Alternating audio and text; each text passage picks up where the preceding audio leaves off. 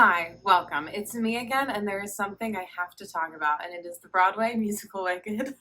I know I promised I wouldn't talk about theater on this channel, but it's too late. We're here, we've made it, let's talk about theater. It's time to talk about Wicked. I know it came out in 2003,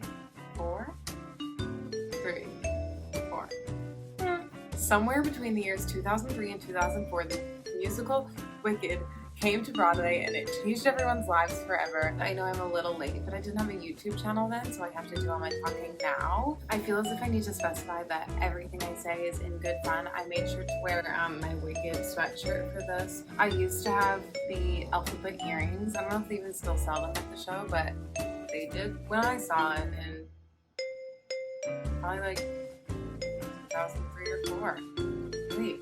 I don't know if I saw like the original cast. I wouldn't know. I know I was in 6th or 7th grade. I don't know. I got the Grimmery, my favorite page, has always been and will always be the full page poster of Fiyero. There's nothing like it. I'm Wicked's biggest fan. I'm sure that's not true. That being said, there are some things that we can talk about in regards to the Broadway musical Wicked that have been on my mind for many, many years, and I haven't had the platform to talk about them until now. So let's talk about Wicked. My first topic will be one that doesn't surprise many if you know me, and it's about the song Something Bad, sung by Dr. Dillamond, the Goat Man. I love the song Something Bad so much. I think it's the best song to grace the Broadway stage. But here's the thing. Who gave the Goat Man the patter song? Who said, of all of these characters, I am going to hand the patter song to the man who makes bleeding sounds. Not bleeding, but like bleating.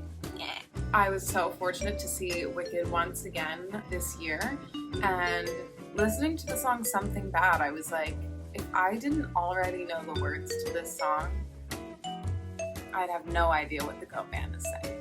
And a lot of what he's saying is like Wicked lore, right? Like he's like, I've heard of a doctor. He uses a lot of words that are specific to the Wicked universe. I just think that is so funny because we are to assume we know what he's saying or what he's talking about. We're like, yes, go off, Goat Man. Something bad is happening in Oz. And then Adina is like, something bad. And we're all like, yes, I'm here for it. Anyway, that's my first issue with Wicked is who gave the Goat Man the patter song and why are so many of the words like kind of made up words or like hard to hear, confusing words. Next up, when Glinda says, in this perfect finale, the cheers in the valley, who could be? Because a friend of mine thought the words were, cheers in the valley, who? And honestly, I can't blame him because that's just such a funny thing to say. Ballyhoo? I mean, I know it's a word, but does everyone know that that's a word? Comment below if you didn't know that that was a word, because I've come across a few people who didn't know ballyhoo was a word. My third one. This is just specific to Idina Menzel, and to this day, I look for her doing this in anything she sings, like Into the Unknown, Show Yourself. I look for these kind of things, and if you know, you know. Idina Menzel puts L's in certain words, and if you've never listened for this, listen for it. Go. I just realized my air conditioner's been on this whole time. I wonder if the sound is awful. Well, if it is, you're gonna have to deal with it, sorry. You can hear it the most, though, when Idina Menzel says, the wizard and lie. She says lie. If you've never noticed, go look for it. I'm assuming most people have noticed, but that's a big assumption. I've heard it in Let It Go. She says, I'm never going back. The past is in the past. But it's, I'm never. That's not an issue with Wicked. That's just something that I've thought about for the past, like, 20 years. I'd love to talk about Chistry as a character. Chistry just makes me laugh because he has this, like, built-in relationship with Elphaba that we, as the audience, see very little of. And I'm sure in, like, the actor and actress's character development, they really, like, build this relationship. But as an audience member, again, seeing it more recently, I was like, damn, she really becomes friends with this monkey real quick. And then in the end, when Chistry's like, Miss Belinda?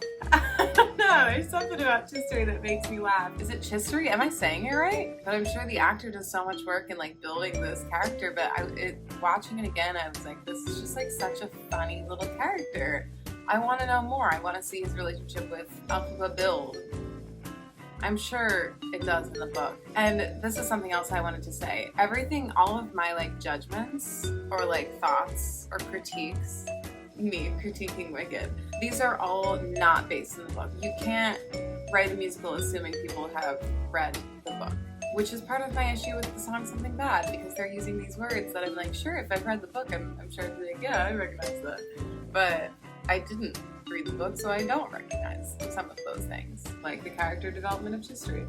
This is specific to the musical Wicked and has nothing to do with the book, but I've always just been like a little teensy bit bothered by the blocking of the song As Long As You're Mine, because they can't go anywhere. It reminds me of A Whole New World in Aladdin, except they're not actually on a flying carpet, so they like could get up and do other things, but they don't. For the entirety of As Long As You're Mine, Elphaba and Fiyero sit on the ground, and sometimes they like high kneel, sometimes they low kneel. They're just like in fog, blank stage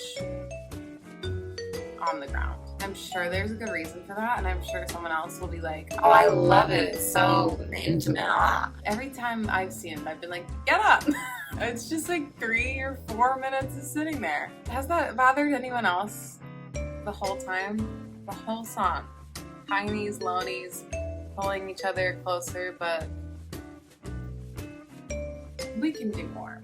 I also was told when I saw it recently that like the dragon on the proscenium, like there's this whole, someone tell me in the comments, I kind of forget, it's like we're all in the clock and like we go back in time, and that's why everything is cogs, and the dragon like is a character. It's beautiful, and like just seeing it and not knowing those things, it's still amazing. But once I was told those things, I was like, huh? But I guess it would be like a 4-hour musical if they really told us about everything. This one is a favorite between my roommate and I, and it's when Elphaba says, I'd sooner buy defying gravity. And we're like, buy? You'd buy it? You'd sooner buy it? What would you later buy? And I've realized more recently, it's part of a longer sentence, which is, well, if that's love, it comes at much too high a cost. I'd sooner buy defying gravity. But that's not clear, because musically it sounds like two thoughts, and everyone says it like it's two thoughts. Everyone says, well, if that's love, it comes at much too high a cost. I'd sooner buy. I've never connected the thoughts until somebody pointed out recently. Maybe I'm just dumb. This is a question I have just like always had. What is Nessa's position in this world? In the end, is she the like mayor? Nessa is in this position of power, and I don't know what it is. And their dad died of shame, and it was like pretty chill. No one mourns the wicked, more like no one mourns their dad. Who is Nessa? Is she the mayor? Is she the president? And here's really like my final biggest issue with the stage musical Wicked. What is the timeline?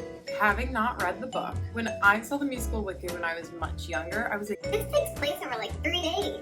And then as I've gotten older and like listened to it more and watched it more, I am so confused. So we show up, right? We show up to school, and it seems as if everyone's a freshman, because Elphaba and Nessa are showing up together. As far as I've understood, it's their first year together. It's also Glinda's first year, even though everyone already knows her. They show up to school. They do not have room assignments before showing up, so they just show up with bags and hope there's a room for them. Is Elphaba Nessa's older sister, but just like isn't in the same grade, or what's the sitch with that? Like Madame Morrible is the principal, but like has connections with the Wizard of Oz. Like, why would the principal of the school have connections with like the highest power in this land? Glinda and Elphaba become roommates, and it's like very quick that they don't hate each other, right? So once they're friends, it seems as if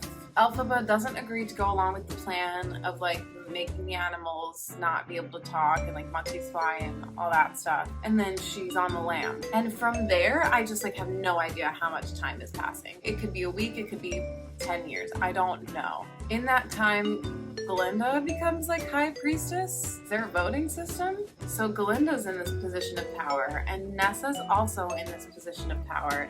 And Nessa has appointed Bach as her like slave because she can't get him to love her, which is so messed up. They could be 13 years old or 40. I don't know. And then Elphaba's on the lam, and when she comes back, people are like shocked to see her, so I have to assume it's been a long time. Do we go along with how old the Wicked Witch was in actual Wizard of Oz? Because in that case, it's been like 30 years. She's like 75.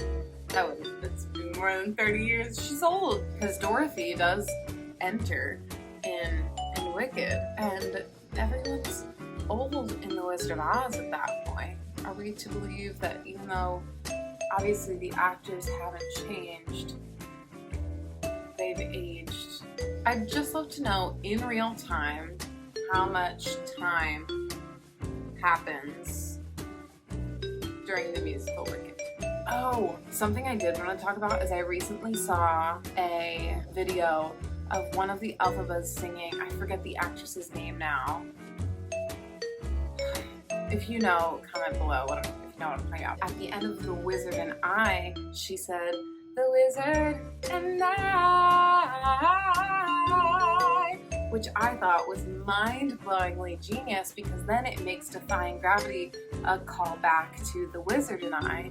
That sound is like her calling card, like that's what she does when she's excited, or like that's what she does when she's like reaching a peak. You know what I mean? Finally, I think I'd like to end on what the hell are they saying in the song For Good? Stephen Schwartz loves to use a simile and a metaphor, but in For Good, I think he's just taken it too far. And we all love that song, like we've all sung it at some point in our lives. Who says, like a seed dropped from a sky bird in a distant wood? What is a sky bird? Oh, it's a land bird. This is stupid. And I did have other issues with it. She says, and just to clear the air, I ask forgiveness for the things I've done you blamed me for. And I was always like, did you do them or did she just blame you? Of course she blamed you if you did them. They call me wonderful, they call me thunder. That does sound wonderful, trust me, it's fine. You are wonderful, you could be wonderful. So those are my thoughts on Wicked. I have a lot more. My biggest question has always been how much time passes over the course of Wicked, and please let me know your opinion. Not the fact, not what happens in the book, but what you think is the timeline of Wicked. Please let me know. As Wicked's #1 fan, I just have some questions that have been eating at my mind since the day I first saw it. My dream roles are Chistery and Dr. Dilmont. That's really all I have to say today. If you've had thoughts about Wicked that have been on your mind since 2003/4, comment below and let me know. Those are my thoughts on the Broadway musical Wicked, the untold stories of the... Wait, what is it called? I'm definitely not the #1 fan. This book doesn't say it. What baby is this? Who is this? If this is you, comment below. Wicked, the untold story of the witches of Oz. I'm not #1 fan. I'm a musical theater dum-dum. I know I promised I wouldn't talk about musical theater on this channel, but here we are. I'm so sorry. Or if you enjoyed it, you're welcome. Once again, please comment below if you have any thoughts or ideas on what I should talk about in the future or what I should do in the future, or just text me or DM me if you're friends with me. Comment, like, subscribe, hit the bell if you want alerts when I release my videos every Friday. And that is it. Thank you so much for listening to my rant on a musical that came out nearly 20 years ago.